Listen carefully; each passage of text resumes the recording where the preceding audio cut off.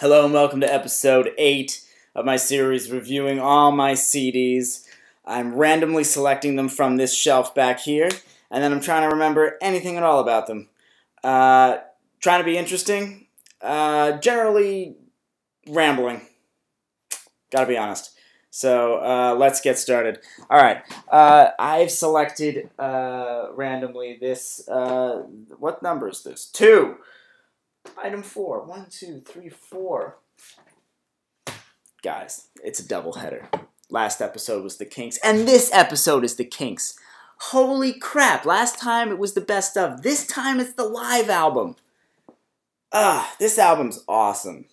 This album is so good. I would say this is the better album of the two that we were just listening to. This is, I should tell you the name, One for the Road. My good friend Andy McCarthy gave me this album. This is such a kick-ass album. And it's actually better on CD because it has a live version of 20th Century Man, which was not included on the previous releases. And that version kicks so much ass. Like, live bands generally do things a little harder, faster, better, stronger. Not those two second ones. And that's definitely true with 20th Century Man, and I think it works way better as a more up-tempo, a little more aggressive song than the kind of more lethargic version, the studio recording. But this album features mostly their kind of 70s, like late 70s, mid-70s, and I guess this came out in the 80s, so not really much of the 80s. But that material there, Schoolboys in Disgrace is featured heavily here. I think Misfits is on that. But like a lot of really great... This album, if you don't know the Kinks, you probably don't know many of the songs. You know, if you're just familiar with the kind of standard Kinks stuff, like Lola and... the other song that I can't remember the name of. You know what I'm talking about. But Lola's on here, but really, I mean, most of this stuff is going to be new to you, and I think that's great because I think some of you were saying that the Kinks are kind of like campfire songs. You know, you can play them at a campfire. Actually, I don't know what the hell he was talking about. What the hell does that mean? I think it means that they're easy to play, but they've got depth. Because generally people around a campfire don't know how to play guitar that well, but they have a lot of passion. And they like songs with depth. I don't know, man. But this is a great disc. I like this part. There's I guess when they were doing the live show, they have this nice thing for all you kinky fans. We are open all day and all of the night. It's a reference.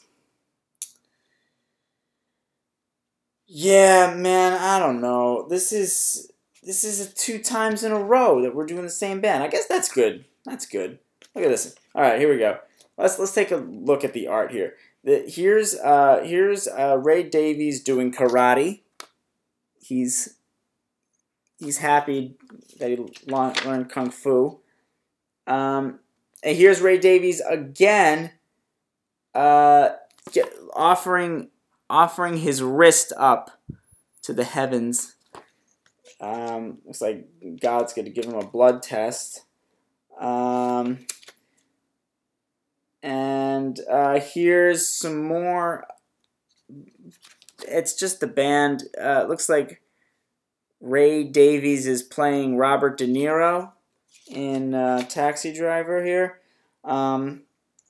They developed the red version. It's all red here. It's just a very red album. It's like pink and stuff. This looks, I don't know, whatever you make of that. This is an absolutely fantastic album. I had high expectations of it, having never heard it before I got it, and it blew me away. It blew my pants off. It blew my socks off. It blew my teeth out. It's so good. It's so good. The energy is terrific. I mean, the audience is. It's a. I really want to listen to this. Um, Even just for 20th Century Man, I can't believe they let that out. It's so good. It's so it builds and it just has such an energy. I mean, the energy is like this is a horrible time to live in. But oof, it's good. It's really good. I've talked about 20th Century Man a lot, and both this one and the previous. A lot. Victoria. Victoria is great. I mean, that, again, the message is weird because it's just like, England, it used to be great, and now it's nothing. But it's really upbeat, and it's just like, she was my queen, and it was great. It's a very British thing. It's like a stereotype of Britain. It's about the Queen. It's funny though, and it's a really good song. Like you forget that it's like so weird.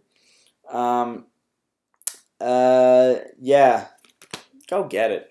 Just get it.